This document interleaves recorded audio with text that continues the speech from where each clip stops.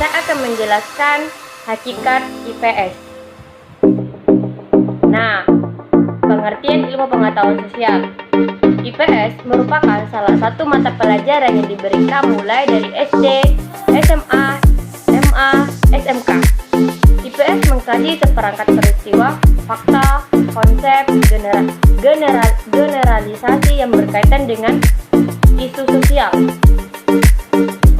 Nah, IPS merupakan studi sosial yang memadukan ilmu sosial dan humaniora untuk meningkatkan kompetensi kewarganegaraan. Dengan program sekolah, IPS dikembangkan dengan perpaduan yang sistematis berdasarkan disiplin ilmu, antropologi, arkeologi, ekologi, geografi, sejarah, hukum, filosofi, ilmu politik, psikologi, agama, dan sosiologi, serta materi yang diperlukan dari ilmu humaniora, matematika, dan ilmu alam. Nah, di sini apa sih tujuan dari fungsi ilmu pengetahuan sosial? Nah, menurut National Council Social Studies 2003 adalah tujuan utama IPS adalah membantu generasi muda mengembangkan kemampuan untuk membuat keputusan yang informatif dan rasional sebagai warga negara yang baik dan budaya yang berbeda-beda, serta dalam konteks masyarakat dan demokratis dalam dunia yang saling membutuhkan. Nah, menurut BSNP 2006, IPS bertujuan agar peserta didik memiliki kemampuan. Ada beberapa poin. Poin yang pertama itu mengenal konsep-konsep yang berkaitan dengan kehidupan masyarakat dan lingkungannya. Memiliki kemampuan dasar untuk berpikir logis dan kritis. Rasa ingin tahu, inquiry, memecahkan masalah, dan keterampilan kehidupan sosial. Nah, yang poin ketiga itu memiliki komitmen dan kesadaran terhadap nilai-nilai sosial dan kemanusiaan. Nah, poin keempat, memiliki kemampuan berkomunikasi, bekerja sama, dan berkompetensi dalam masyarakat yang majemuk di tingkat lokal, nasional, dan global. Nah, bagian selanjutnya itu ruang lingkup dan materi ilmu pengetahuan sosial. Nah, ruang lingkup mata pelajaran IPS meliputi aspek-aspek berikut. Nah, ada 4 aspek. Yang pertama itu manusia, tempat, dan lingkungannya. Yang kedua, waktu, berkelanjutan, dan perubahan. Yang ketiga, sistem sosial dan budaya. Yang keempat, perilaku ekonomi dan kesejahteraan. Nah, selanjutnya Daparigma Pendidikan IPS. Perkembangan masyarakat Indonesia. Pemikiran mengenai konsep pendidikan IPS di Indonesia banyak dipengaruhi oleh pemikiran studi sosial di Amerika Serikat sebagai salah satu negara yang memiliki pengalaman panjang dan reputasi akademis yang signifikan dalam bidang itu.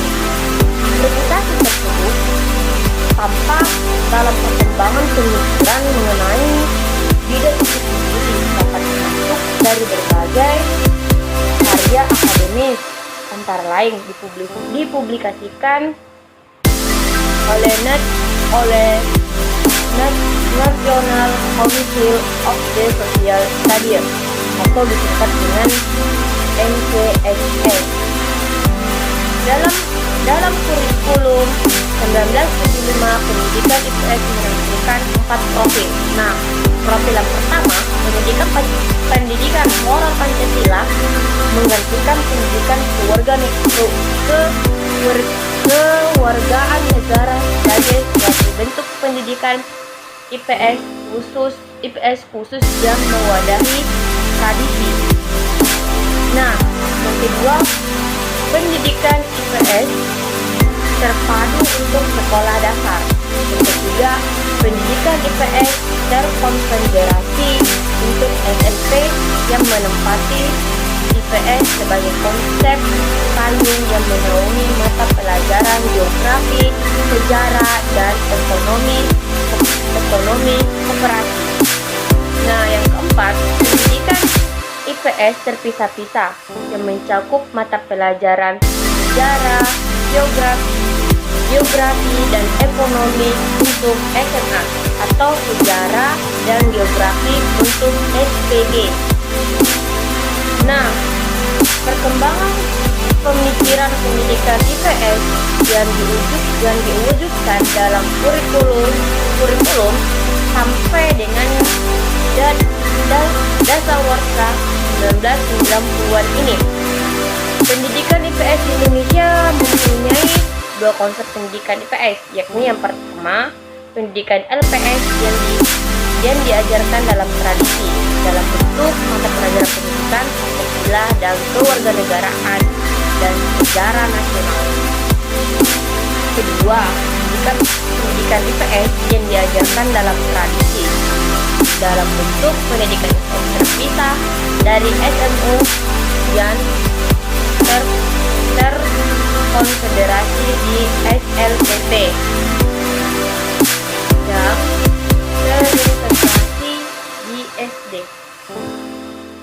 Nah, perkembangan pemikiran yang berkembang di Indonesia sampai saat ini, pendidikan IPS terdiri dalam dua arah, yakni pertama PIPS, dunia persekolahan pada dasarnya merupakan penyederhanaan dari ilmu sosial dan humaniora yang diorganisasikan secara psikopedagogis untuk tujuan pendidikan sekolahan.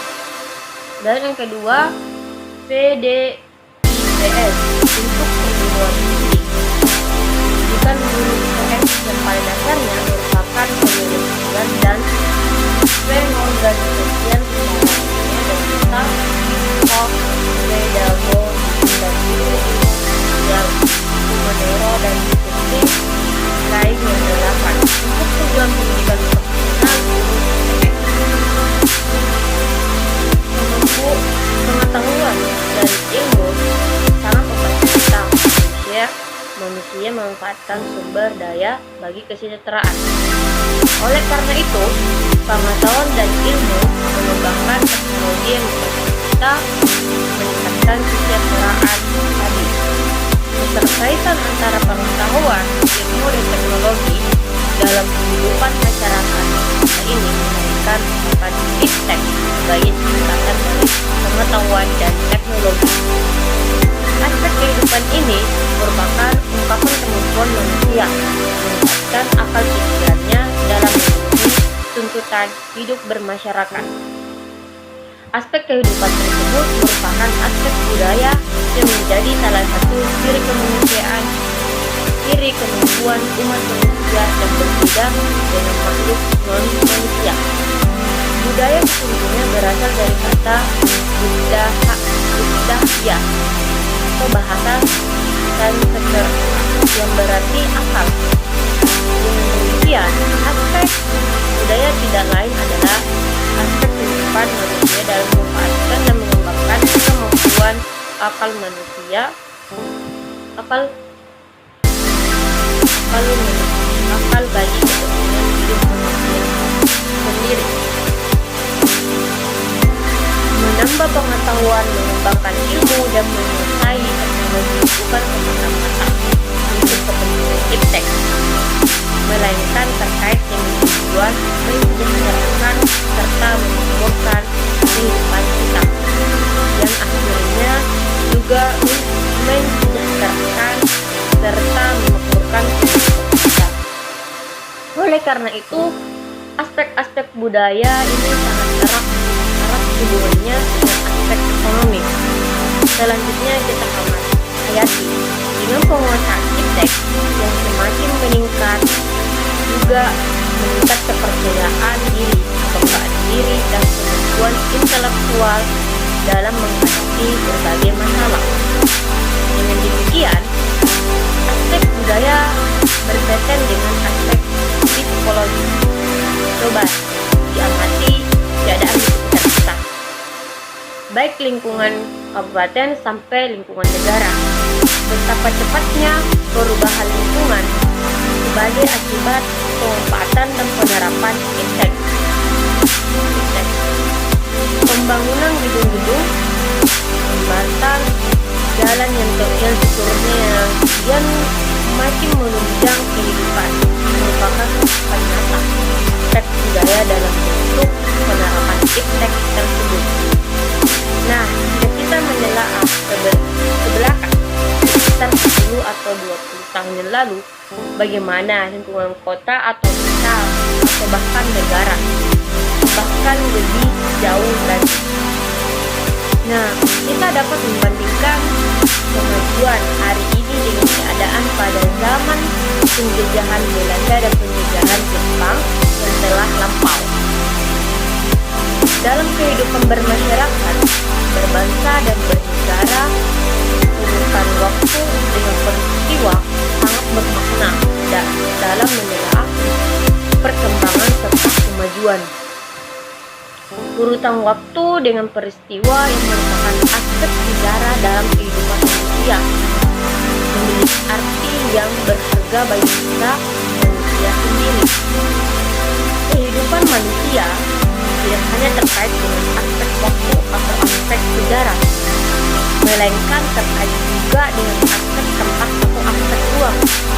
Peristiwa kehidupan manusia tidak hanya dicirikan